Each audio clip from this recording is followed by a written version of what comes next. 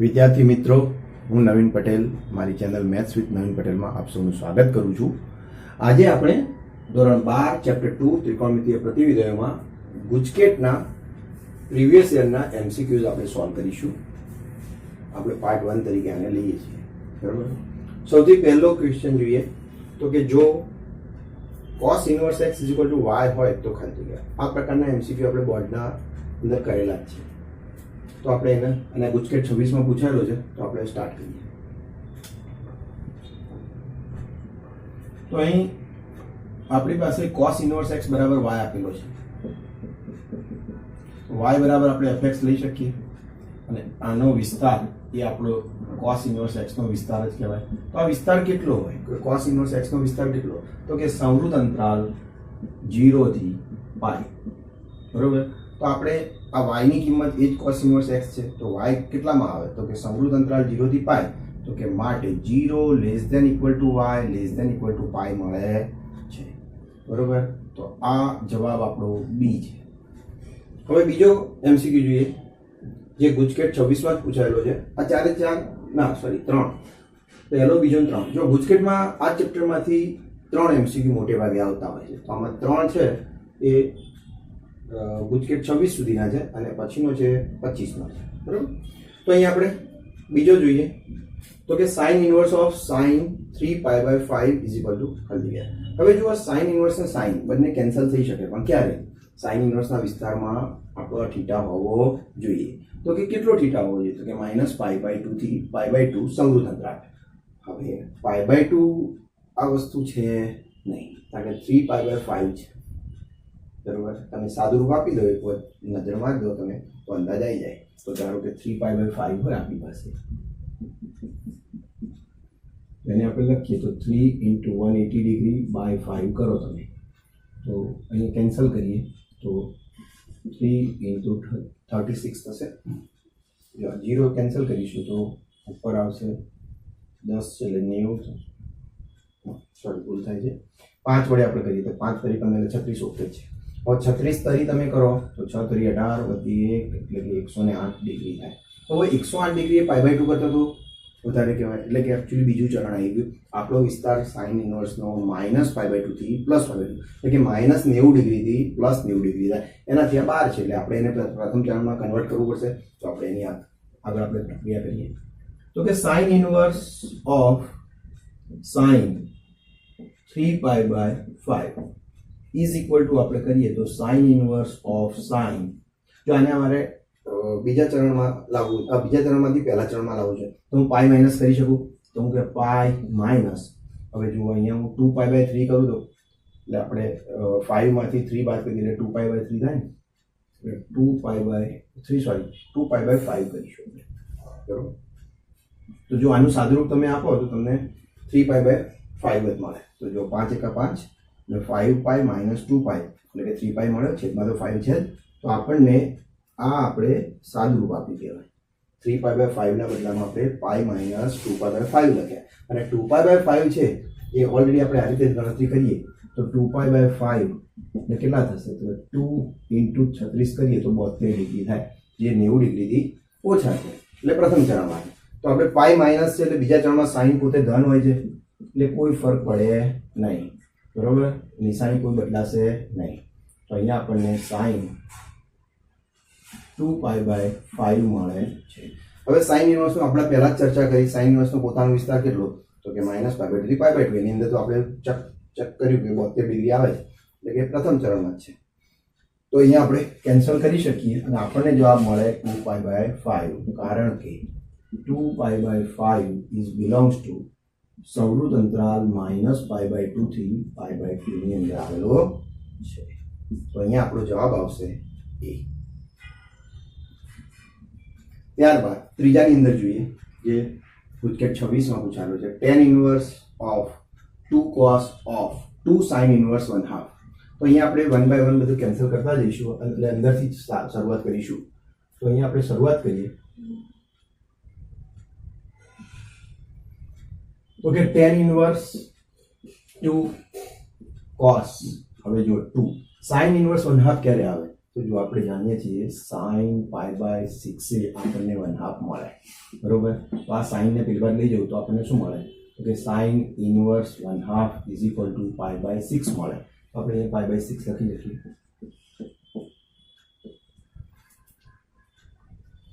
Okay, હવે જો π/6 છે એને 2 વડે મલ્ટીપ્લાય કરીએ તો 2 2 કેન્સલ થાય તો π/3 મળે. તો અહીંયા આપણે લખીશું tan ઇનવર્સ 2 cos π/3. તો π/3 એટલે શું? cos π/3 એટલે આપણે જાણીએ છીએ 1/2 cos π/3 એટલે. તો આપણે લખીશું અહીંયા tan ઇનવર્સ 2 into 1/2. તો હવે જો 2 2 કેન્સલ થશે તો tan ઇનવર્સ 1 મળે. તો tan ઇનવર્સ 1 બરાબર કેટલા મળે? તો કે π/4. કારણ કે આપણે જાણીએ છીએ tan π/4 ઇઝ ઇક્વલ ટુ 1.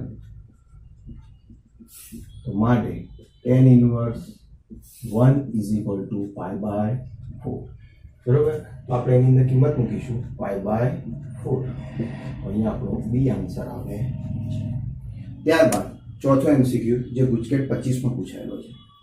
તો આપણે એની અંદર શરૂઆત કરીએ tan inverse √2/√3 into cos of 5 sin inverse 1/√2. બરોબર. તો અહીંયા આપણે સ્ટાર્ટ કરીએ.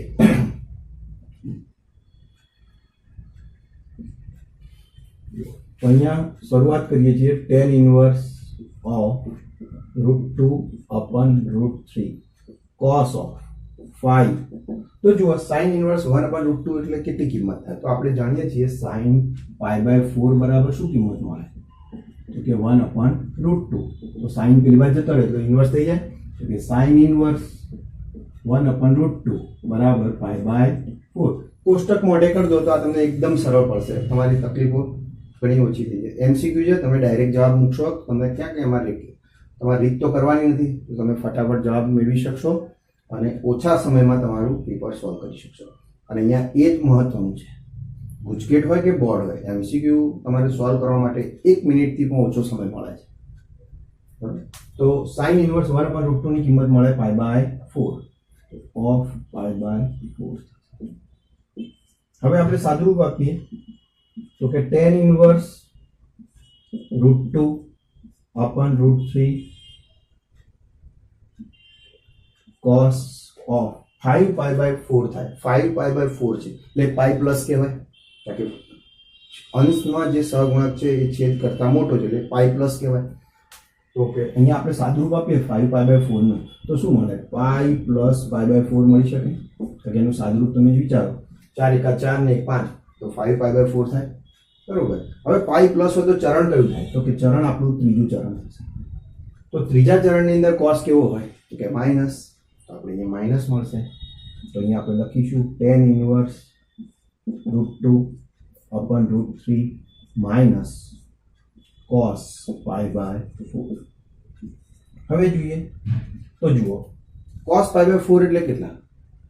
તો કે 1/√2. અને આપણે લખીશું tan ઇનવર્સ √2/√3 into 1/√2. તો જોઈએ આપણે કે √2 શું થશે? કેન્સલ. તો આપણને -1/√3 મળશે. તો અહીંયા આપણે લખીશું tan ઇનવર્સ -1/√3.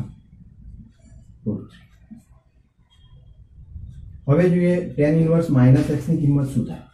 તો આપણે ભણ્યા છીએ tan ઇનવર્સ -x બરાબર -12 આવે. તો કે tan ઇનવર્સ x એટલે કે tan ઇનવર્સ 1/√3. હવે આપણે કિંમત જુઓ. tan ઇનવર્સ 1/√3 ની ક્યારે આવે? tan ઇનવર્સમાં ઉપર અંશમાં 1 છે અને ઉપર ખરેખર tan એટલે sin upon cos કહેવાય. તો sin ની કિંમત 1/2 ક્યારે આવે? તો sin ની કિંમત 1/2 π/6 એ મળે. તો આપણે એને સાદુરૂપ આપી શકીએ. તો કે tan π/6 ઇઝ ઇક્વલ ટુ 1/√3 થાય છે. તો આપણે એને લખી શકીએ tan ઇનવર્સ 1/√3 બરાબર π/6. તો અહીંયા લખીશ -π/6. આ કિંમત આપણે મૂકી દીધી. તો આપણને જવાબ મળ્યો -π/6 જે આપણો બી ઓપ્શન દર્શાવે છે. બરોબર. તો અહીંયા આપણા 4 MCQ પૂરા થાય. MCQ નંબર 5 માં જોઈએ તો એ ગુજકેટ 25 માં પૂછાયેલો છે. જો y is equal to 3 sin inverse x plus sin inverse of 3x minus 4x cube, જ્યાં x બિલોંગ્સ ટુ સમૃદ્ધ અંતરાલ -1/2 થી +1/2 સમૃદ્ધ અંતરાલ છે, તો એવા સંજોગોમાં આપણે કિંમત શોધવાની છે y ની, બરોબર. તો અહીંયા આપણને અંતરાલ બધા આપી દીધેલા છે, ચારે ચાર ઓપ્શન છે. આપણે સૌથી પહેલા શરૂઆત કરીએ.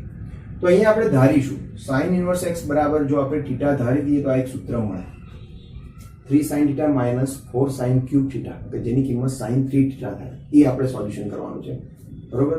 તો અહીંયા આપણે સૌથી પહેલા ધારણા કરીશું, તો કે ધારો કે sin inverse x is equal to theta લેતા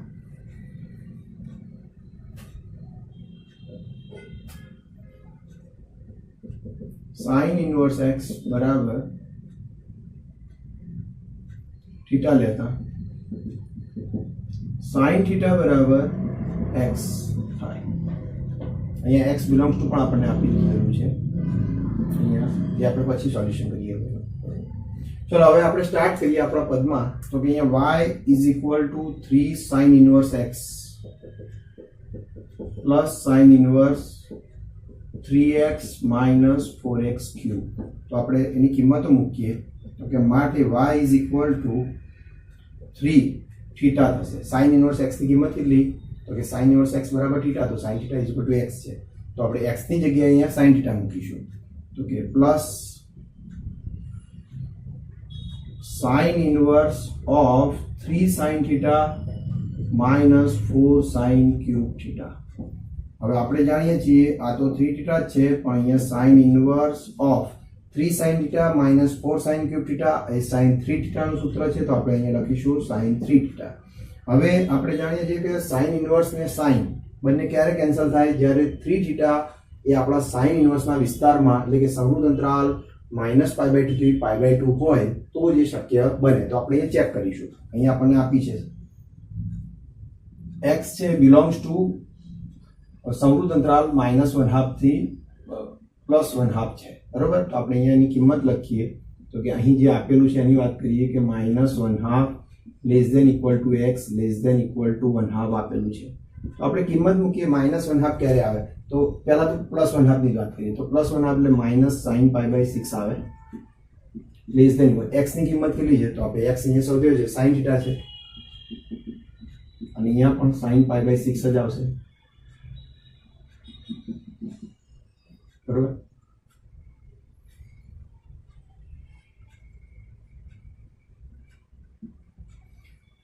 હવે આપણે સાદુરૂપ આપીએ તો જુઓ, આ માઇનસ છે એને મારે અંદર લઈ જઈ શકાય, કારણ કે આપણે જાણીએ છીએ sin -θ બરાબર -sin θ, -12 આવતું હતું, તો આપણે અંદર પણ લઈ જઈ શકીએ. તો આપણે લખીએ sin -π/6 less than equal to sin θ less than equal to sin π/6.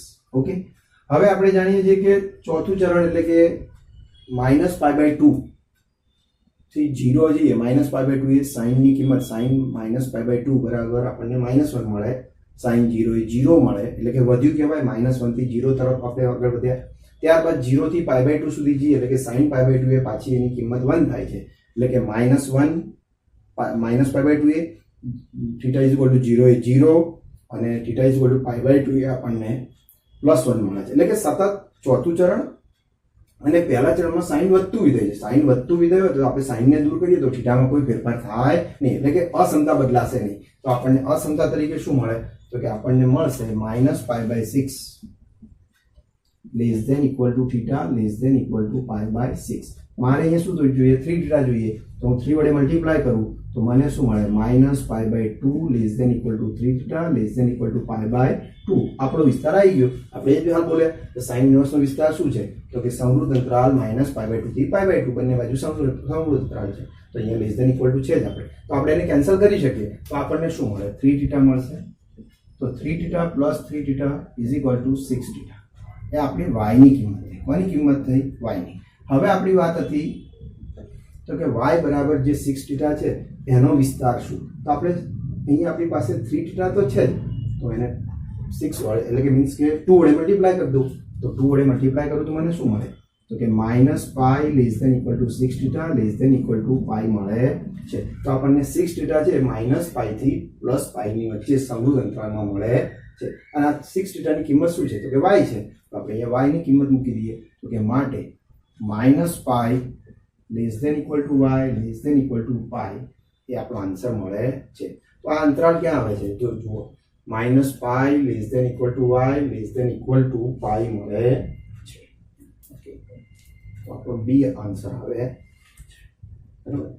ત્યારબાદ જોઈએ આપણે છઠ્ઠામાં તો કે tan inverse of under root x of x into x plus 1 plus sine inverse of under root x square plus x plus 1 is equal to pi by 2 ના વાસ્તવિક ઉકેલોની સંખ્યા અહીંયા આપણે શોધવાની છે બરોબર. તો સૌથી પહેલા તો આપણે શું કરવું પડશે આપણે જોડે એક સૂત્ર છે નિત્ય સંકલિત તો કે cos inverse x plus sin inverse x is equal to pi by 2. એટલે કે જો હું આ sin tan ઇનવર્સ ને જો cos ઇનવર્સ માં ફેરવી દઉં તો એનો જે પણ કિંમત હોય એટલે એનો x જે હોય કે y આપણે જે કહીએ એ બંને ઇક્વલ થાય બરોબર. એ નિયમ અનુસાર આપણે પહેલા tan ઇનવર્સ ને cos ઇનવર્સ માં ફેરવવા પ્રયત્ન કરીશું. તો આ કિંમત છે એને પહેલા સાદુરૂપ આપીએ આપણે લખીએ તો ખરા બરોબર. તો અહીંયા આપણે લખીશું tan ઇનવર્સ અંડર રૂટમાં જો અંદર ગુણાકાર કરતો તો મને શું મળે x સ્ક્વેર પ્લસ x મળે બરોબર. x square plus x plus sine inverse under root x square plus x plus 1 is equal to pi by 2 બરોબર. તો અહીંયા આપણી પાસે tan ઇનવર્સ મળેલો છે તો આપણે અહીંયા કાટકોણ ત્રિકોણનો નિયમ યુઝ કરીએ આપણે. તો આપણો થીટા થયો.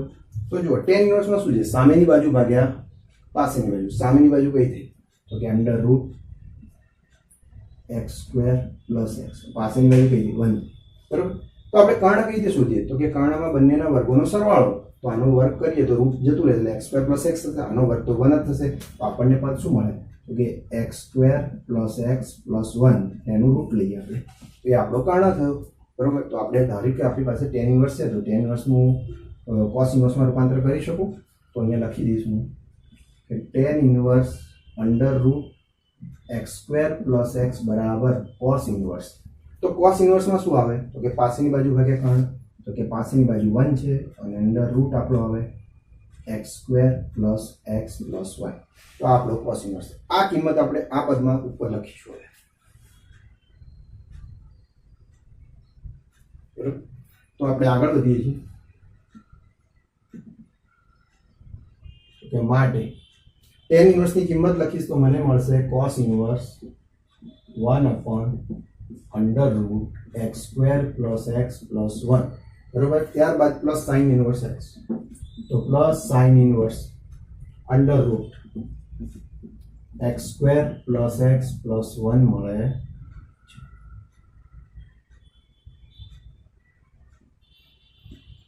ઇઝ ઇક્વલ ટુ આપણને પાઈ બાય 2 આપેલા છે. તો અહીં આપણે જાણીએ છીએ કે cos ઇનવર્સ y આપણે x ને નથી લેતા x બંને સેમ છે એટલે તો cos inverse y plus sin inverse y is equal to pi by 2 એ સૂત્રનો આપણે અહીંયા ઉપયોગ કરીએ તો કે અહીં cos inverse y plus sin inverse y is equal to pi by 2 મુજબ આપણે જોઈએ તો આ બંને y થાય બંને y એટલે કે સેમ થાય તો એવા સંજોગોમાં બંનેને આપણે સાથે લઈએ તો 1 upon under root x square plus x plus 1 મળે is equal to under root x square plus x plus 1 મળે છે. આ પદને સામાન્યમાં લઈ જાવ તો સ્ક્વેર થઈ જશે તો આપણે સ્ક્વેર લખીએ તો કે 1 is equal to under root x square plus x plus 1 નો હોલ સ્ક્વેર. તો સ્ક્વેર ને રૂટ બંને કેન્સલ થશે તો 1 is equal to x square plus x plus 1. જો 1 1 બંને કેન્સલ થઈ જાય બાકી શું વધ્યું તો કે માટે x સ્ક્વેર પ્લસ x બરાબર 0 બરોબર. તો હવે x માં કોમન લઈ લઈએ તો x કોમન લઈએ તો x into x plus 1 is equal two 0. હવે બંનેનો ગુણાકાર શૂન્ય છે તો એનો મતલબ શું કહેવાય કે બંનેમાંથી એક 0 હશે તો બંને 0 હશે તો માટે x ઇઝ ઇક્વલ ટુ 0 અથવા x plus 1 is equal two 0 તો માટે x ઇઝ ઇક્વલ ટુ -1. તો ઉકેલ શું મળશે તો કે માટે ઉકેલ તરીકે આપણને બે સભ્યો મળે એક 0 અને બીજો મળે -1 બરાબર. તો આપણને અહીંયા શું પ્રશ્ન કર્યો છે અહીંયા પ્રશ્ન એવો છે કે વાસ્તવિક ઉકેલોની સંખ્યા કેટલી? આ બંને વાસ્તવિક સંખ્યાઓ છે, તો માટે જવાબમાં આપણે લખી શકીએ કે વાસ્તવિક ઉકેલોની સંખ્યા 2 થાય.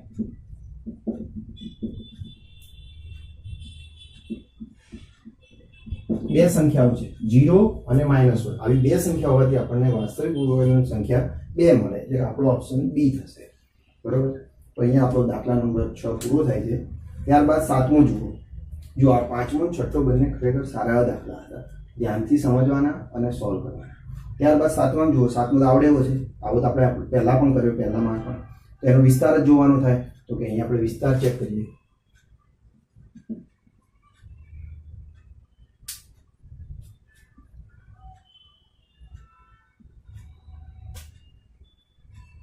તો કે અહીં y is equal to tan inverse x is equal to fx નો વિસ્તાર, એટલે કે y નો વિસ્તાર કહો કે tan inverse x નો વિસ્તાર કહો, જે fx છે એટલે વિસ્તાર જ કહેવાય.